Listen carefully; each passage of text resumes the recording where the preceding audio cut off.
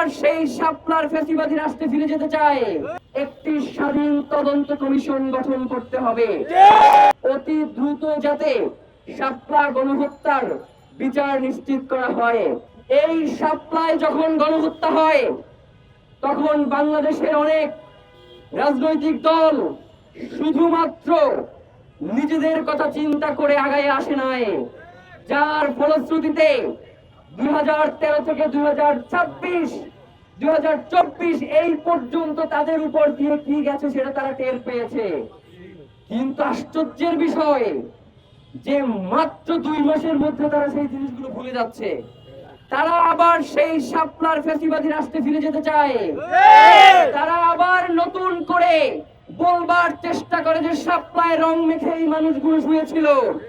তারা মস্করা করে যে এই মানুষগুলো তারা গ্রাম্য, তারা খ্যাত, তাদের নাগরিক কোনো অধিকার নাই। আজকে ইনকিলাব মঞ্চের পক্ষ থেকে আপনাদেরকে স্পষ্ট করে জানিয়ে দিতে চাই, শাপলা গণহত্যার জন্য অবশ্যই একটি স্বাধীন তদন্ত কমিশন গঠন করতে হবে।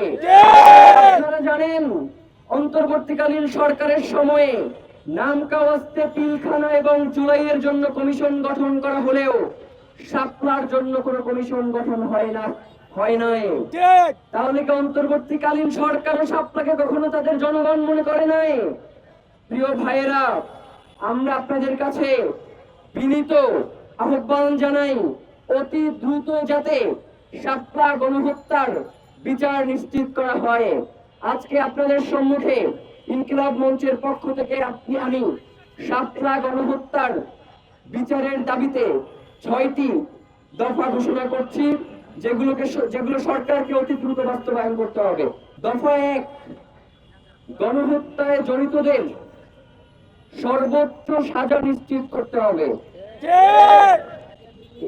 যারা এই গণহত্যায় অংশগ্রহণ করেছে তারা যদি এই মুহূর্তে পলাতক থেকে থাকে, তাদেরকে দেশে ফিরিয়ে এনে অতি দ্রুত বিচারের মুখোমুখি করতে হবে।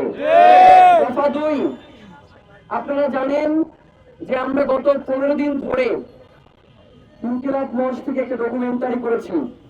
শাপলার বিভিন্ন আহত, নিখোঁজ এবং শহীদ পরিবারগুলোর কাছ থেকে আমরা তাদের সাক্ষাৎকার নিয়েছি। তারা জানিয়েছে শাপলায় যারা শহীদ হয়েছে তাদের ব্যাপারে রাষ্ট্র অন্তর্বর্তীকালীন সরকারের সময়ে সামান্য কিছু আর্থিক সহযোগিতা করলেও তাদের পুনর্বাসনের ব্যাপারে রাষ্ট্র কোনো ধরনের পদক্ষেপ গ্রহণ করে নাই। এমনকি আহতদের ব্যাপারে রাষ্ট্র এইটুকু পদক্ষেপ গ্রহণ করে নাই। মানে ব্যাপারটা এমন যে আহত হতে আমার কি। তা আমরা অতি দ্রুত দাবি জানাই, সরকারি খরচে আহতদের চিকিৎসার ব্যবস্থা করতে হবে।